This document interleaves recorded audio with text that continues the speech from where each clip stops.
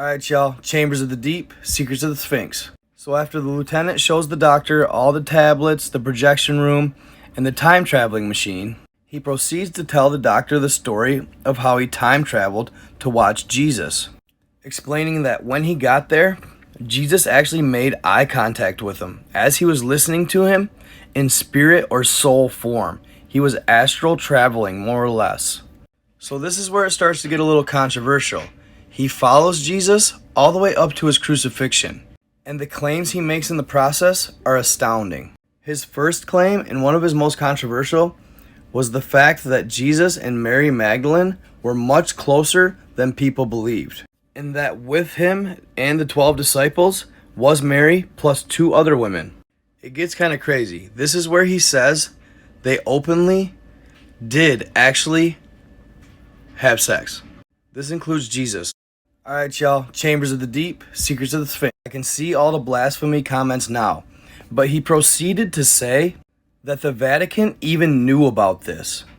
That it said in some of the original scripture of the Bible that they would only tend to do it when they were nearby water, and that Mary and Jesus were very exclusive, but they did lay, along with the other 2 women, Mary's friends, being exclusive with 2 of the other disciples.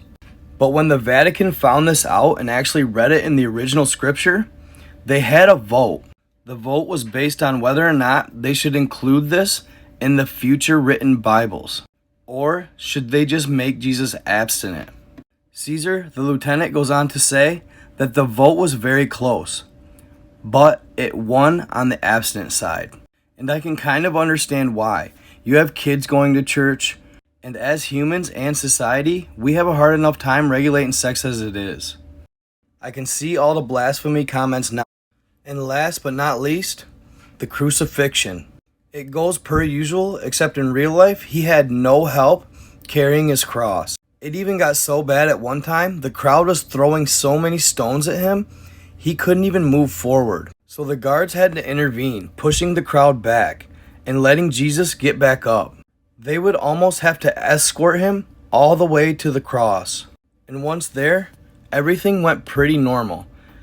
Forgive them, for they know not what they do, Father. The history as far as those accounts, accurate.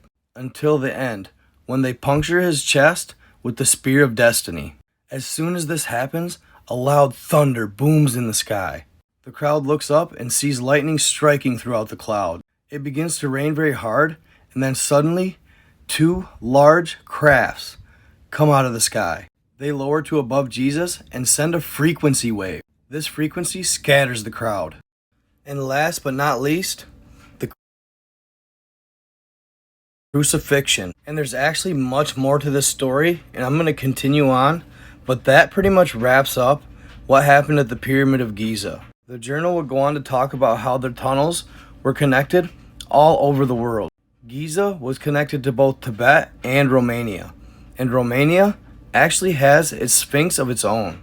And in fact, as early as World War II, Hitler and his Nazi army actually found the tunnels in Tibet. But when they entered them, they got massive headaches and actually had heart attacks.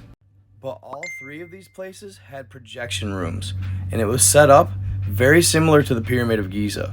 They also had an entry to Middle Earth, and the tablets would go on to explain that there's actually 4 types of humanoid Homo sapiens species in Middle Earth being preserved right now. We are the 5th, and it is our turn to inhabit the planet. The odd thing about it all is they said there was 7 total. And there's actually much more to this story.